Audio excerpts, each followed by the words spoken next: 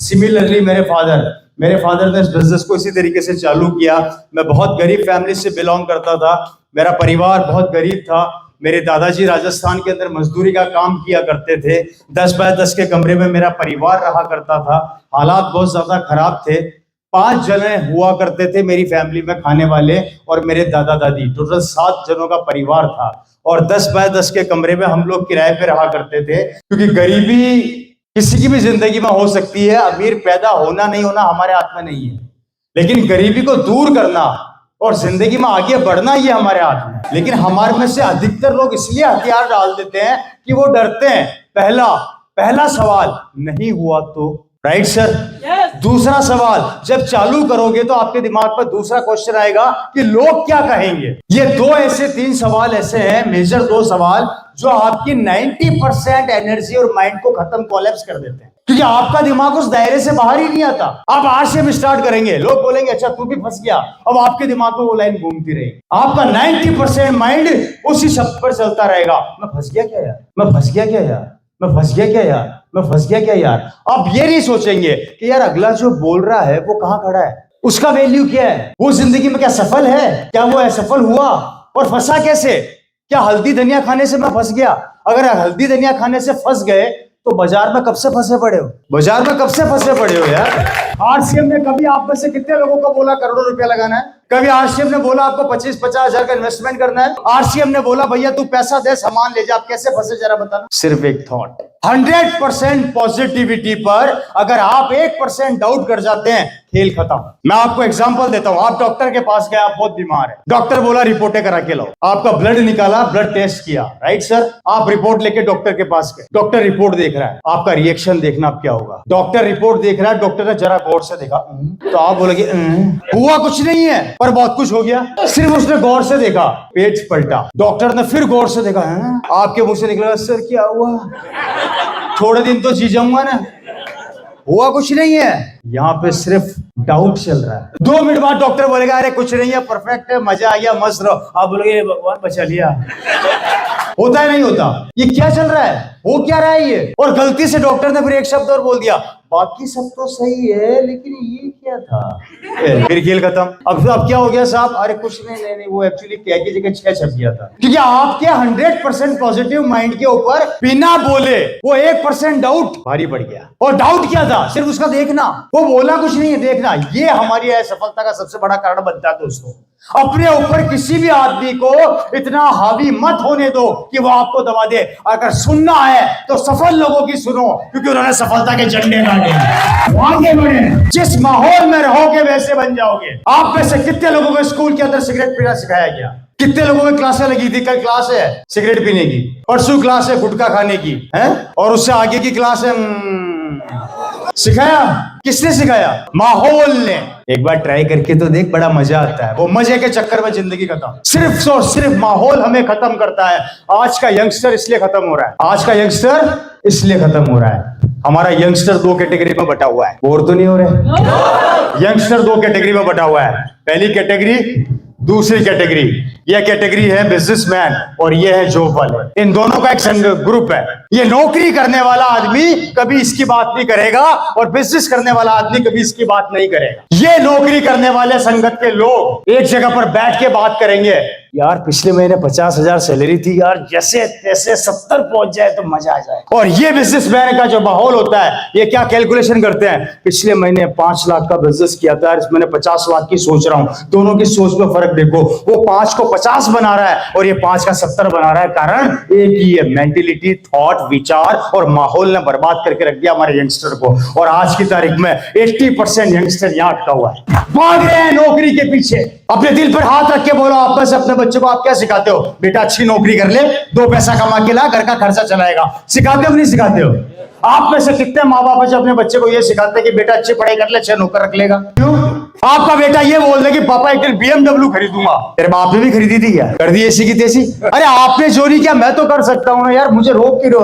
और हमारा माहौल हमें इस चीज से रोकता है। और आपको जो लोग रोक रहे हैं, जो माहौल आपको रोक रहा है, आपको माहौल पसंद है, बुरा मत मानना। आपको मजा आता है, आपको खुशी मिलती कि हाँ मेरे जैसे मिल गए बस, और आप ढूंढते हो उस माहौल को, बुरा मत मानना है। शाम को 7 बजे बाद काम से फ्री हो गए और आप गिनती के वही 4 लोगों के पास जाके बैठोगे, लिखा लो मेरे से स्टाम्प पर, डेली यही करते हो। आपके फिक्स है वो 4 दोस्त, कब तक करेंगे दोस्त?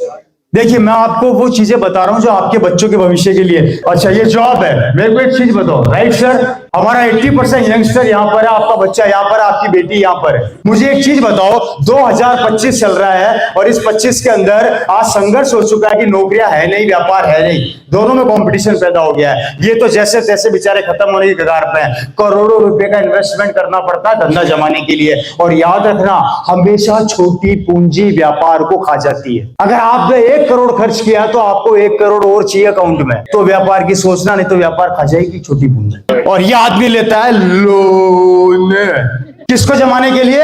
बिजनेस को। अब समझना, बहुत बड़ी कैलकुलेशन समझा रहा हूं बिजनेसमैन की। मैं दोनों की आज बताऊंगा तुम्हारे को हकीकत। ये माहौल तो मिल गया, लेकिन माहौल के साथ साथ काम करने के लिए आपको वो एटमॉस्फेयर चाहिए, आपको वो चीज दायरा चाहिए, वो दायरा नहीं मिल रहा। अब आप क्या करोगे? ये बिजनेसमैन लोन उठाएगा, लोन उठा के बिजनेस सेट करेगा। ये रवि शर्मा पहले ही मगरमच्छ मार्केट में बैठा हुआ है। आजा बेटा, कितने का इन्वेस्टमेंट कर रहा है? 1 करोड़ का। मैं सिर्फ 1 साल अपनी रेटे तोड़ूंगा, 1 करोड़ लॉस खाऊंगा, आपको सड़क पे ले आएंगे। खेल खत्म। अब 1 करोड़ रुपया आपने फाइनेंस तो करवा लिया, और मेरे जैसे मगरमच्छ जो 90 साल से दुकान कर रहे हैं, 1 साल लॉस खाएंगे, हमारे कोई फर्क नहीं पड़ेगा, लेकिन आपकी दुकान तो बंद करवा के मानेंगे। अब मुझे बताओ, बैंक वाला तो 5 तारीख को दरवाजा खटखटा देगा, पैसे, अगले महीने फिर आएगा पैसे। अब बालो कहां से लाऊं? अब आप क्या करोगे? बाप दादा जिंदाबाद, अपने गांव की जमीन है ना भी आखिरी निशानी, निकालो उसमें से 4 बीघा, कर्जा चुकाओ। जमीन बिक गई, धंधा चौपट, कंपटीशन के मार्केट में अपन स्टेबल नहीं हो पा रहे, आने वाली जनरेशन के लिए क्या छोड़ा? लोन।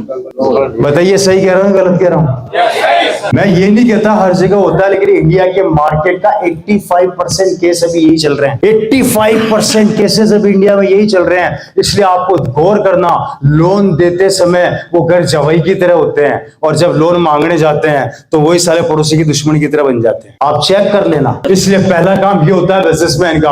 अब बात करते हैं इन जॉब करने वालों की।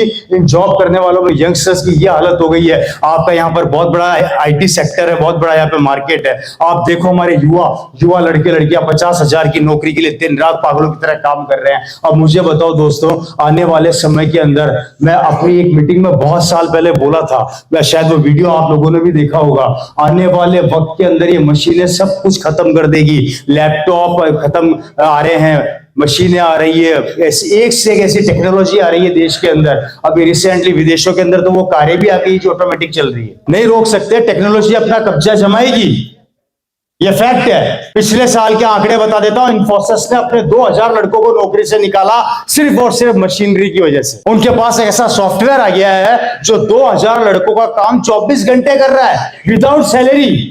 आईटी सेक्टर से लड़के निकाले जा रहे हैं। जनसंख्या को रोक नहीं सकते, नौकरियां बढ़ा नहीं सकते, महंगाई को कंट्रोल कर नहीं सकते, बच्चे बेरोजगार होते जा रहे हैं, काम धंधे बचे नहीं है, जितनी पूंजी इकट्ठी करी धंधा सब खा रहा है, पढ़ाने लिखाने में बच्चे परिवार बर्बाद हो गए, बेटी की शादी के अंदर पैसा लगाने के लिए पैसा नहीं है, शादी भी करोगे तो उधार लेके पैसा लगा रहे हैं लोग। ये हालात हो चुके हैं। उधार चुकाते चुकाते आधे से ज्यादा फांसी के फंदे पे लटक रहे हैं और आधा किराए के मकान में आ चुके हैं। क्या होगा आने वाले समय में और 2030 के अंदर क्या करोगे? कोशिश कर लेना अपने बच्चों को कितना बड़ा डॉक्टर बना लेना, इंजीनियर बना लेना, तू भी रन नहीं कर पाएगा। लिख लो स्टाम्प पे। 2030 के आंकड़े बता देता हूं, हम तो साला डॉक्टर भी नहीं छोड़ना चाहते वो लोग हैं। एक नया डॉक्टर, नया लड़का जब अपनी एजुकेशन कंप्लीट करके आप ही के इलाके में दुकान खोलता है ना, तो क्या बोलते हैं उसको? यार इसके पास तो नहीं जाएंगे, मेरे को तो रामलाल की दवाई सूट करती है। हम तो डॉक्टर तक नहीं बदल। अरे डॉक्टर छोड़ो मेरे भाइयों, हमारे घर की बहन बेटियां तो सब्जी वाला भी नहीं बदलना चाहती। सब्जी लेंगे तो उसी दुकान से लेंगे जहां से बरसों से ले रहे हैं, कोई नया कितनी भी अच्छी सब्जी देते हैं। ये मेंटेलिटी सेट है। इस अगर मेंटेलिटी से काम करोगे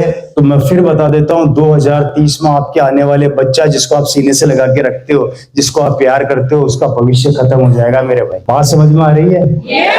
सिमिलरली मेरे फादर, बहुत गरीब फैमिली से मैं था। 10 बाय 10 के कमरे में मेरा परिवार किराए पर रहा करता था। देखिए मैंने जो आपको बातें बताई है वो सब जरा दल की बातें हैं। मेरा एक प्रॉब्लम है मीटिंग का, मैं कभी फालतू की बातें कम करता हूँ। मेरा को लगता है कि शायद हम पॉइंट टू पॉइंट बात करें तो ज्यादा बेहतर है, और शायद ये समय की मांग भी है, इसलिए जनरली मैं उसी टॉपिक पे डिस्कस करता हूँ। और ये 10 बाय 10 के कमरे में मेरी फैमिली रहा करती थी। 7 जनों का परिवार था। हालात इतने खराब थे कि हमारे घर में गैस नहीं, चूल्हा हुआ करता था। उस चूल्हे को जलाने के लिए हमारे पास पैसे नहीं हुआ करते थे, तो सड़क पे जो गाय गोबर कर देती है, गोबर तो जानते हो कि आप लोग, गाय करती है जो, उसको यहाँ पर क्या बोलते हैं, कंडे वगैरह क्या बोलते हैं, हाँ जो भी है, वो मेरे पापा छोटी सी उम्र में उसको उठा के लाते थे और घर पे सुखाया जाता था। मेरे फादर ने अपनी जिंदगी में संघर्ष बहुत किया। संघर्ष कर करके उन्होंने जैसे तैसे अपना स्कूल कंप्लीट किया और स्कूल से निकले तो अजमेर में कॉलेज है, डीएवी कॉलेज, आपने नाम सुना होगा, नहीं तो गूगल में सर्च कर लीजिएगा। डीएवी कॉलेज में उन्होंने एडमिशन लिया और एडमिशन लेने के बाद दिन रात पढ़ाई करी। मेरे फादर ने जब उस कॉलेज में एडमिशन लिया था तो उनका एक बचपन का दोस्त जो स्कूल से उनके साथ निकला था, वो हमेशा एक बात बोला करता था मेरे फादर को कि तू, मेरे फादर उस समय कचौरी की दुकान के ऊपर रहा करते थे। वो क्या करते थे, कॉलेज से आने के बाद उसी कचौरी की दुकान पे लोगों को कचौरी और समोसे पकड़ाते थे और वहीं से उनका खर्चा चलता था। वहीं से वो अपनी पढ़ाई का पैसा निकालते थे और वहीं पे ही सोते थे रात को। वहां से आने के बाद वो जनरली वहां से काम करने के बाद वो कॉलेज जाते थे, वापस वहीं पर आके काम किया करते थे, रहते थे। तो दोस्त ने बोला कि तू मेरे साथ कमरे में रहा कर। मेरे फादर को फिर उन्होंने बार बार बोला तो मेरे फादर ने उसके साथ वो रूम शेयर कर लिया, जैसे रूम शेयरिंग बोलते हैं। मेरे फादर ने उसके साथ रूम शेयर किया, पर किराया नहीं देते थे उस दोस्त को। वो दिन रात वहां पढ़ाई किया करते थे। मेरे फादर आज इस दुनिया में नहीं है। वो उस समय मेरे को बताया करते थे कि रवि, जब हम पढ़ाई किया करते थे उस समय 2 तरह की दवाई चला करती थी, एक तो नींद आने की और एक नींद नहीं आने की। मैं नींद नहीं आने की टैबलेट ले लेके पढ़ाई किया करता था, क्योंकि गरीबी उन्होंने देखी थी। गरीबी इंसान को 2 चीज सिखा देती है, या तो डर जा या भिड़ जा, या तो डर जा या भिड़ जा। मेरे फादर को एक चीज समझ में आ गई, भिड़ना है जिंदगी के अंदर, लड़ना है। उन्होंने दिन रात मेहनत करी, पढ़ाई करी। पढ़ाई जैसे ही वो कॉलेज से निकले, मेरे फादर राजस्थान गवर्नमेंट के अंदर ज्वाइंट डायरेक्टर्स बन गए, इक्वल टू आईएएस ऑफिसर। मेरे फादर की 1 महीने की सैलरी उस समय हुआ करती थी 25,000 रुपया महीना गवर्नमेंट में। सरकारी गाड़ी, सुनना, सरकारी कार, बंगला, नौकर चाकर, लाल बत्ती, वो सब मेरे फादर को मिल चुकी थी। एक मजदूर का बेटा आज एक ऑफिसर बन गया। ऐसे केसेस आपने भी काफी सुने होंगे, आपके आसपास, आपके परिवार पे भी होंगे। मजदूर का बेटा ऑफिसर बन गया। नहीं, मैं पानी नहीं पीता मीटिंग के बीच में। ऑफिसर बन गया है, अच्छी खासी उनकी जॉब लग गई। और मैं समझता हूं उस समय के 25,000 अगर आज से मैं कैलकुलेट करूं तो कितना होगा एवरेज आपके हिसाब से? 2.5 लाख आएगा। 2.5 लाख रुपया महीना। अच्छी खासा सब कुछ था। 9 कोऑपरेटिव्स डिपार्टमेंट की किसी भी मील को बंद कर सकते थे, चला सकते थे, उनके पास इतना अधिकार था। और कोऑपरेटिव्स के अंदर उस समय रुई से धागा बना करता था राजस्थान में। रुई जो होती है ना, रुई, कपास से धागा बनाने का काम होता था। वैसी राजस्थान में जितनी भी मिले थी उनके हेड वही थे। वो जिसको चाहे नौकरी पर रख ले, जिसको चाहे निकाल दे, जिससे चाहे माल या खरीदना होता था, बेच, सब उनके हाथ में अंडर, उनके बिना कुछ होता नहीं था। अच्छी खासी पोस्ट उनको मिल चुकी थी। अगर ऐसी पोस्ट आप लोगों को मिल जाए तो कैसा लगेगा? मजा आएगा कि नहीं आएगा? हेलो, आएगा ना मजा?